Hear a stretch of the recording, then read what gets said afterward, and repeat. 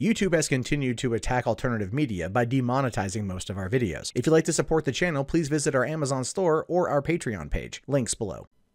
Hey, what's going on, everybody? My name is Matt Jarbo. This is 3 Buck Theater, and this is my review, my what I think of South Park Season 21, Episode 9, Super Hard PCNess.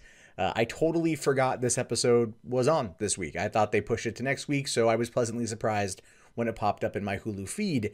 And I just have to say, oh my God, they did things in this episode that we literally have not seen in 20 years. Right? No, not 20 years, like 18 years almost. But damn, did it feel good to go back. This episode was a tug on the good old nostalgia heartstrings, and with excellent reasoning. So the episode starts off at Netflix's home offices where an aging, and I mean like geriatric level, you know, Dick Van Dyke version of Terrance and Philip are sitting there, and I want to say Reed Hastings' office, or at least somebody there who's part of their content acquisition team, and they pitch a show idea for a Netflix original, and the guy, you know, of course, he signs off on it. It's their typical shtick. They're working, though, at about, you know, probably 1/2 speed compared to usual, but still, it's funny when you know, you're looking at Terrance and Philip. I've always, over the course of the 21 years the show's been on the air, loved Terrance and Philip and enjoyed seeing their episodes. And seeing them old and decrepit like that made me really take like a look at how old I am. You know, I am 35. I turned 36 in March, and I remember being 15 years old and seeing South Park at my friend's house because my parents weren't cool enough to have cable television anymore because they felt it was too expensive. It was the 90s. Everyone had money. The point I'm trying to get to here is essentially I've been a fan. I've been a fan for very long time, and this was a callback for me. A callback mostly to Bigger, Longer, and Uncut, but we'll get to that here in a minute.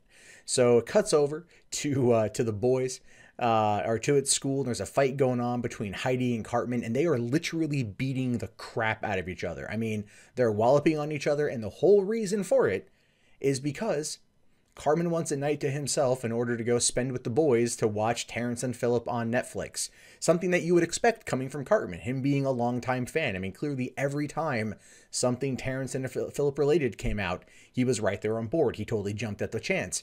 And now he's trying to fight with his girlfriend, who essentially at this point has just become another version of Cartman. She has gone full form in terms of being Cartman. And Kyle steps in, and Kyle tries to break it up. He tries to, you know, to do the right thing. In which case, Heidi refers to him as a Jewish mother. Now, that to me felt a little bit like a kind of an odd start to the episode. I didn't really laugh at the joke, mostly because I was like, I mean, he's not like his mom. His mom, you know, would probably try to do that, but clearly they're trying to make it more about his mom.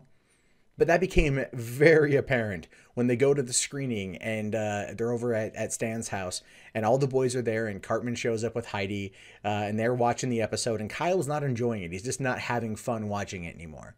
In which case, Heidi realizes and sees that he has a frown on his face and starts calling him Mrs. Broflovsky.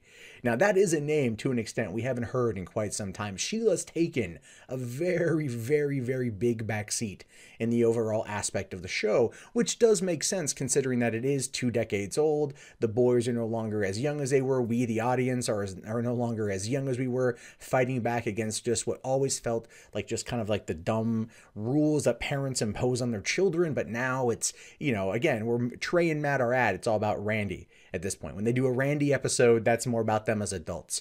And one of the things I very much love is those episodes as well. So Cartman, you know, or Heidi and Cartman start ragging on him. He gets a little bit pissed off, and he says that he finally understands what it's like to be like the man in the middle, and to which case it starts playing at least the theme song from, or like the, you know, the music from Michael Jackson's song, in which case Kyle goes and he cuts off his hair, you know, puts on a polo and looks more like an adult or a young man, and kind of putting away his childish toys, so to speak. Well, this is, you know, funny because it leads into some more stuff, but there's another aspect of the episode too, and it's definitely the B story, where PC Principal falls in love, and it's funny. So PC principal is wanting to bring in a strong woman to be the vice principal. So he goes and finds the perfect person. In fact, her name is Strong Woman.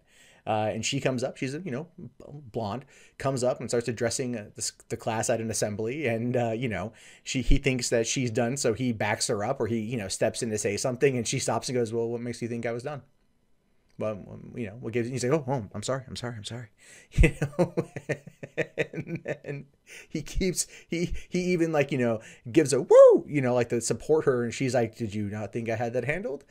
Totally playing up the part. And he doesn't know what to do. Like, he totally is at a loss for words here, because, while he is trying to be supportive, she's looking at that as kind of masculinity stepping in on her femininity, her trying to establish herself as a strong woman. And he's just confused. And it was hysterical watching him sweat, because it's always hysterical watching these virtue signaling male feminist types, the people that PC Principal is attempting to mock. However, I just want to point out, PC Principal has become an endearing character to me. After 2 seasons of having him around, I very much like PC Principal, because you can always see where he's coming from, and it always feels like he's coming from like what's meant to be like the right place.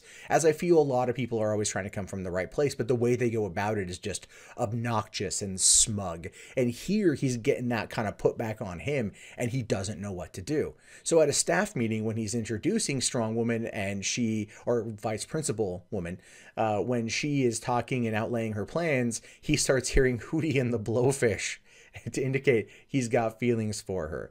And then he's worried about that, because he goes and he tells Mr. Mackey, and Mr. Mackey's like, what the fuck's wrong with you? Okay, you can't do that, not in today's climate. I gotta call HR. Well, see, HR sends down misconduct. And misconduct and Mr. Mackey, they hit it off. I mean, they hit it off to the point of where their role-playing exercise turns into essentially a first date. But during this time, some craziness happens with Kyle. Kyle gets mad. He gets mad at the situation, and he's mad because he tried talking to Vice Principal Woman about the situation, about trying to work with her to help combat against the negativity that being the man in the middle kind of brings. Like, he basically referencing to himself in regards to how he is treated when he tried to step in between Eric and Heidi fighting, and how people made fun of him for it. And then, of course, with Terrance and Philip, they're always farting on something or somebody who did nothing wrong, and he kind of feels like he's that person. And this makes him mad, makes him angry, because no one takes him seriously. So then he goes and he starts something called Millennials Against Canada, wearing a shirt that has a Canadian leaf with a slash through it, and the initials MAC. Now, if you're like me and you've seen South Park Bigger, Longer, and Uncut, you recognize those initials. You get the Miss Broflovsky reference. You see where this is going. Kyle Broflovsky has officially, 18 years later, become his mother. In which case, he vehemently denies this, even though he and his group Millennials Against Canada take over the Netflix production studio and shut down filming of Terrance and Philip for Netflix. To which case, they get into a fight with the Prime Minister of Canada Streaming, or the Minister of Canadian Streaming, who happens just so much to be the same guy who was the Prime Minister of Canada from South Park Bigger, Longer, and Uncut. And the whole bit ends with a, will you let me finish? Will you let me finish? Let me finish. Okay, I'm done. Just, they went back.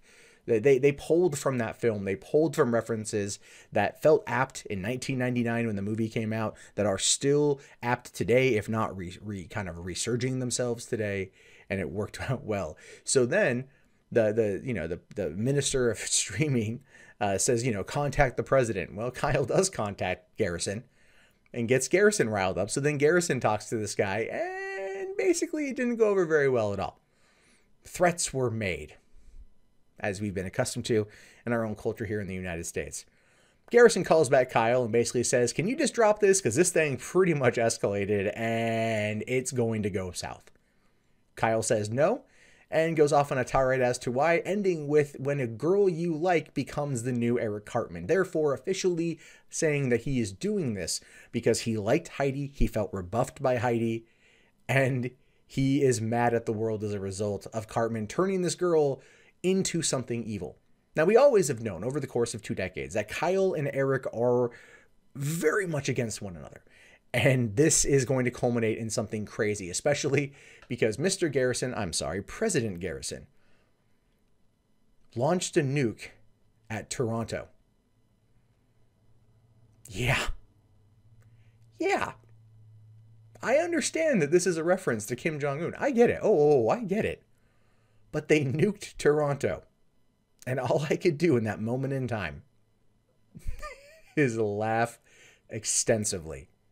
Because while it's absurd in its nature, and it's absurd in the way that it's presented, it absolutely is our president. The fear is there. But also Toronto. Because screw Toronto. Sorry if you happen to be a person from Toronto. But you know what I'm talking about. You guys have a lot of really crappy people there. They're called social justice warriors. It is the hive. It's the Mos Eisley of Canada in terms of that. But the point is, that's where the episode basically ends, with the exception of one thing. PC principal and vice principal woman share a moment where they realize that they like each other. Now, as much as we're meant to laugh at the character that is vice principal woman, it was a very touching moment in general. I was surprised at that.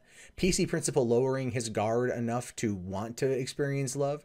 Herself also in that particular situation. And it is a position that you argue, or you would think, is very hard to see. We, at least people in my particular industry, so to speak, my career field, if you will, we tend to look at people like PC principal and vice principal woman and their attitudes and their actions and their mantra as very, very, very rigid, very strict. And we don't necessarily always 100% of the time view them as, well, people. But here we see a scene where they are in fact experiencing emotion, lowering their guards, and it worked. Now this of course is a tie-in to next week's episode, which I don't have a title for yet. It's going to be the season 21 finale.